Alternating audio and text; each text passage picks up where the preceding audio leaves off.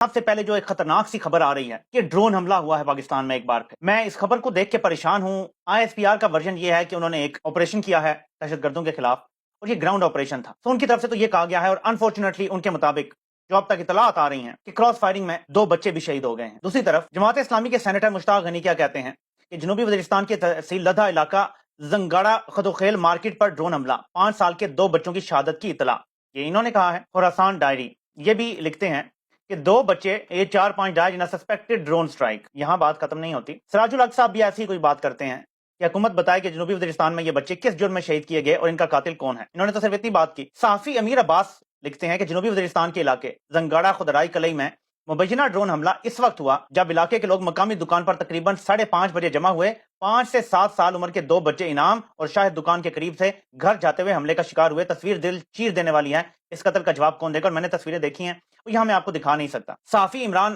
میر صاحب لکھتے ہیں کہ میری اطلاع کے مطابق یہ ڈرون حملہ اپر وزیرستان کے علاقے زنگاڑا خدرائی کلئی میں ہوا۔ ایک دکان میں TTP کے اہم کمانڈر کی موجودگی کی اطلاع تھی۔ دونوں بچے دکان کے پاس سے گزر رہے تھے، حملے کی ذات میں آ گئے۔ بچوں کی عمریں 5 سے 7 سال کے درمیان ہیں۔ بہت سارے لوگوں نے کہا ہے کہ جو وہاں کے لوکل ذرائع ہیں وہ کہتے ہیں کہ یہ ڈرون حملہ تھا۔ جو آفیشیل گورنمنٹ کا ورژن آئے گا وہ یہی آئے گا کہ ہم نے انٹیلیجنس بیسڈ آپریشن کیا ہے، گراؤنڈ فورسز نے جا کے آپریشن کیا ہے۔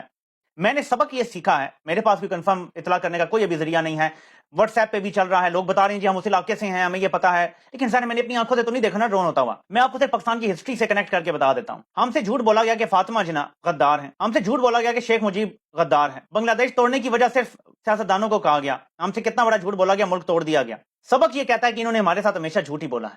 تو اب ہم وکٹمز کے اوپر بلیو کریں گے۔ ہم نے بلوچستان کے وکٹمز پر بلیو نہیں کیا، انہیں غدار سمجھا۔ ہم نے پہلے فاٹا کے لوگوں نے جو دھائیاں دی کہ ظلم ہو رہا ہے بڑا، ہم نے انہیں غدار سمجھا، یہ ہماری غلطی ہے۔ اب سزا مل رہی ہے کہ این لاہور میں وہی آپریشن ہو رہے ہیں جو کبھی ان علاقوں میں ہوتے تھے۔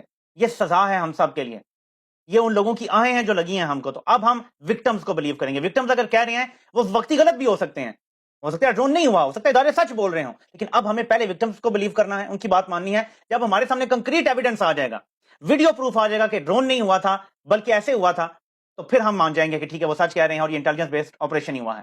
فاسٹ فارورڈ کر کے ہم آ جائیں تو اب کہا جا رہا ہے کہ عمران خان پاکستان کے لیے خطرہ ہے اور اس کو ہر حال میں نیوٹرلائز کرنا پڑے گا، یعنی بنیادی طور پہ قتل کرنا پڑے گا، اور یہ بڑی خطرناک صورتحال ہے جس کی طرف اشارہ کیا جا رہا ہے۔ ایک سابق DG FIA نے بھی کہا ہے کہ عمران خان کو نیوٹرلائز کرنا چاہ رہے ہیں۔ یہ جو گرفتاری کی کوشش تھی، عمران خان کو ایکچولی نیوٹرلائز کرنا چاہ رہے تھے۔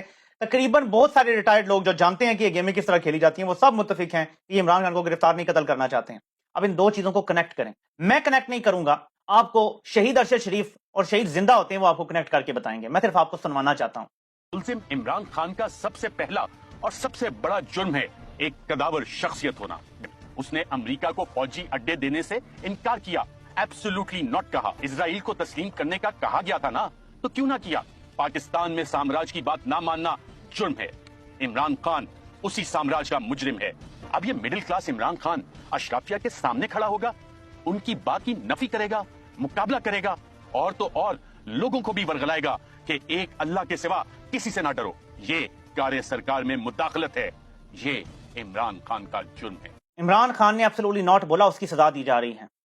اسرائیل کو تسلیم کرنے سے انکار کیا، اس کی سزا دی جا رہی ہے۔ ایبسولوٹلی ناٹ کس بات پہ بولا تھا؟ اڈے دینے پہ۔ یہ ارشد شریف کے الفاظ سنیں، اڈے دینے یا ڈرون حملے کرنے، ایئر سپیس دینے پہ۔ اب یہ نیسیسریلی نہیں ہے کہ اگر ڈرون بھی ہوا تو امریکی ڈرون ہی ہوا ہوگا، لیکن کیا یہ محض اتفاق ہے کہ 6 اور 7 تاریخ کو، 6 اور 7 مارچ کو امریکی وفد آتا ہے، پاکستان سے مذاکرات ہوتے ہیں کہ پاکستان اور امریکہ دہشت گردی کی جنگ کیسے لڑیں گے مل کے، اور امریکہ اور پاکستان میں تعاون کیسے ہو سکتا ہے، اور محض اس کے 5-6 دن بعد یا چلیں 7 دن بعد یہ ڈرون حملے کی خبریں آتی ہیں۔ مبینہ ڈرون حملہ کہہ لیں یا چلیں انٹیلیجنس بیسڈ آپریشن بھی ہوا ہے، اس میں کولیٹرل ڈیمیج ہوا ہے۔ ایسے چھوٹے بچے مرے ہیں جو بندہ یعنی برداشت نہیں کر سکتا دیکھ کے کہ کیا حالت ہوئی ہے، اور جو میں دیکھ رہا ہوں ان کی جو باڈیز اور پکچرز میں نے دیکھی ہیں، گولیوں کے نہیں لگتے نشان، انہیں فریگمنٹس لگے ہیں، تو کہیں ڈرون گرا ہے اور اس کے ٹکڑے شاید انہیں لگے ہیں، جو بھی میزائل مارا گیا ڈرون سے، اگر ہوا ہے ڈرون حملہ۔ یہ بڑی خطرناک صورتحال ہے۔ اب سمجھ آتا ہے کہ جب امریکہ سے معاملات طے ہوئے 6 اور 7 کو، پھر عمران خان کی گرفتاری کی کوششیں شروع ہوئیں، اور اب ڈرون حملہ۔ رات کو کیوں اتنے رینجرز گئے اور پولیس گئی؟ کیونکہ اگلے دن ڈرون حملہ کرنا تھا۔ عمران خان ڈرونز کے خلاف ہے، اگر واقعی ڈرون ہوتی ہے، میں اب اس ہائپوتھیسس پہ بات کر رہا ہوں جو ابھی اتنی خبریں آپ کے سامنے میں نے رکھی، لوگوں کی معتبر لوگ جو ہے اس پہ بات کر رہے ہیں، سینیٹر اس پہ بات کر رہے ہیں، چلے تحریک انصاف کے لوگوں کی تو میں بات نہیں کرتا، ان میں سے تو بہت سارے آپ ٹویٹس کر رہے ہیں اس کے حوالے سے، معتبر خبریں آ رہی ہیں۔ مجھے خود لوگوں نے کہا کہ ہم ادھر قریب کے علاقے کے ہیں، ڈرون ہوا ہے، لیکن میں نہیں بلیو کرتا جی کسی پہ، لیکن اس پہ ہم بات تو کر سکتے ہیں نا کہ یہ ڈاٹس کنیکٹ ہوتے ہیں یا نہیں۔ کہ امریکی وفد آتا ہے، 2 دن یہاں گزارتا ہے، وہ جیسے ہی جاتا ہے عمران خان کے اوپر پولیس پال پڑتی ہے، رینجرز پال پڑتے ہیں اور اس کے بعد ڈرون حملہ ہو جاتا ہے. کیوں ضروری تھا عمران خان کو رات کو گرفتار کرنا؟ عمران خان نے کوئی جرم نہیں کیا ہوا جس پر گرفتاری کرنی ہے. عدالت میں صرف پیشی دلوانے کے لیے گرفتاری کرنی ہے. یہ کون سا جرم ہے کہ عدالت میں آپ نے پیش نہیں؟ کوئی قتل کا جرم ہے؟ ایک عدالت نے کہا جی اس کو 18 کو یہاں پیش کرنا ہے، آپ نے اس پہ پکڑنے آگے رینجرز آگے، سینکڑوں کی تعداد میں پولیس آگئی، 1,500-2,000 پولیس والے وہاں پہنچ گئے، شاید اس سے بھی زیادہ آئے ہوں گے، 5,000 آئے ہوں گے، رینجرز آ گئے، 7 کمپنیز آ گئی رینجرز کی. مطلب کیا تھا کہ جب ہم نے ڈرون حملہ کرنا ہے اگر یہ ہوا ہے تو عمران خان باہر نہ ہو، کوئی ڈرون کے خلاف بات کرنے والا نہ بچے. پورا بیانیہ ہے، نیریٹو سیٹ کرنا ہوتا ہے، اس کو سمجھ لیں. اچھا میں کیونکہ کسی کی ویڈیوز وغیرہ دیکھتا نہیں ہوں، میں حالات کو دیکھ کے ڈائریکٹ انفارمیشن اگر ہو یا میں تجزیہ کرتا ہوں، جو میڈیا پہ اگر فیک نیوز چل رہی ہو یا ان کی کوئی پریس کانفرنس ہو، تو میں نے اس چیز پہ اتنی توجہ نہیں دی تھی. یا پہلی بار میری توجہ کسی نے دلائی ہے جب کسی نے اسکرین شاٹ شیئر کیا، تو میں اسکرین شاٹ پہ بھی ویسے بلیو نہیں کرتا. تو میں نے اس کو جب دیکھا مجھے اصل میں اس کے بالکل ذہن میں ہی نہیں تھا. Government retains lieutenant general Asim Munir. اچھا ریٹینز کیا تھا کہ ٹھیک ہے جی بس ریٹائر ہونے والے تھے تو ریٹین کر لیا، لیکن ایک فیکٹ تھا جو مجھے نہیں پتا تھا اور میں نے سنا بھی نہیں کسی کو بتاتے ہوئے. آپ نے ظاہر سنا ہوگا، آپ لوگ سنتے ہوں گے بلاگرز وغیرہ کو. The federal government has retained lieutenant general Asim Munir under relevant amended rules. General Asim Munir was scheduled to retire on November 27. He had submitted his retirement application to the Defense Ministry. However, the Defense Ministry did not accept the request for retirement and decided to retain General Munir. مجھے یہ بات پتا نہیں تھی، میں نے کیونکہ اس طرف توجہ نہیں دی کہ مجھے پتا تھا یہ لگا رہے ہیں، انہوں نے اپنا کام کرنا ہے، نواز شریف نے وہی فیصلہ کرنا ہے جو اس نے سوچا ہوا ہے. اور مجھے جہاں تک کچھ لوگوں نے بتایا تھا کہ مین کرداروں میں سے ایک یہ ہے رجیم چینج کے، اور 3 سال پہلے ایک خاص پلاننگ کی گئی تھی، یہ مجھے پہلے سے ہی پتا تھا.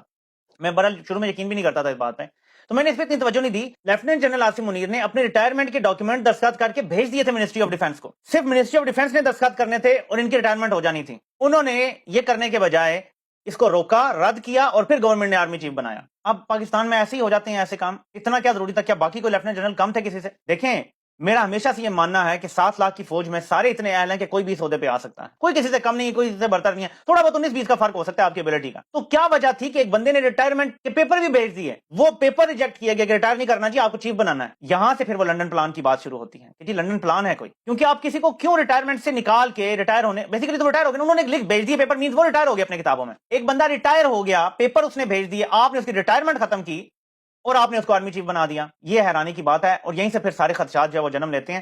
آج عمران خان نے اپنے لوگوں کا حوصلہ بڑھانے کے لیے بڑی زبردست بات کی ہے کہ دیکھیں بڑے بڑے فرعون آئے، ہم نے ان کا انجام دیکھا ہے. باجوہ بھی بڑا فرعون بنا ہوا تھا، آج دبئی بھاگا ہوا ہے. پولیس سے ڈنڈے مار دیے، یہ پولیس اب کل آپ کے سامنے سلوک مارے گی. وہی لوگ جو آج فرعون بنے ہوئے ہیں، دنیا کی تاریخ میں بڑے بڑے فرعون گرتے ہم نے دیکھے ہیں. وہ باجوہ فرعون بنا ہوا تھا، سپر بادشاہ بنا ہوا تھا، آج وہ دم دبا کے دبئی میں بیٹھا ہوا ہے. تو یہ اونچ نیچ ہوتی ہے، لیکن انسان کو اپنا راستہ، جو راستہ ہمیں مانگتے ہیں نا ہم نماز میں کہ اللہ اس راستے پہ لگا، وہ راستہ نہیں بھولنا چاہیے. یہ بڑا زبردست پیغام ہے اگر کوئی سمجھنے والا ہو کہ دیکھیں فرعون بننے سے ملک نہیں چلتے. ملک چلتے ہیں جب آپ سمجھداری سے اپنے عہدے کے مطابق، اپنے اسٹیچر کے مطابق فیصلہ کرتے. Small men in big offices کا مسئلہ ہے پاکستان کا کہ ہر بڑے دفتر پہ آپ کو چھوٹے چھوٹے بونے نظر آئیں گے. جیسے ارشد شریف کی یہ ویڈیو شروع ہوتی ہے کہ عمران خان کا سب سے بڑا جرم یہ ہے کہ وہ ایک قداور شخصیت ہے. اور یہ ارشد شریف بار بار کہا کرتے تھے، وہ برداشت نہیں کر سکتے کہ ان سے اوپر قد کا کوئی بندہ ہو جس کی پاپولیرٹی بھی زیادہ ہو، وہ جو بیانیہ دے وہ لوگ قبول کر رہے ہیں. لوگ ان کی کوئی بات نہیں مان رہے، یہ کہنے پی ٹی آئی جو ہے وہ اینٹی پاکستان جماعت ہے. جس دن پاکستان میں الیکشن ہو جائیں گے اور شفاف الیکشن ہوں گے، میں آج لکھ کر دینے کے لیے تیار ہوں کہ اداروں کے اوپر سے ساری تنقید وہ ختم ہو جائے گی. لیکن ان کو یہ بنیادی بات سمجھ نہیں آ رہی. اداروں کے اوپر ساری تنقید اسی دن ختم ہو جائے گی جس دن الیکشن ہو جائیں گے صاف شفاف. اس میں کوئی کسی کا دشمن نہیں ہوگا، کوئی کسی کا دوست نہیں ہوگا، یا آپ خود کروا رہے ہیں چوروں کے پیچھے کھڑے ہو کر، یا آپ خود ذمہ دار ہیں اس کے. بہرحال ظاہر ہے کہ جب کوئی ریٹائر بندہ ہو جاتا ہے اور اس کو جاب دی جاتی ہے تو پھر یہ رزلٹ نکلتا ہے. یہ تو آپ کو بتانا ضروری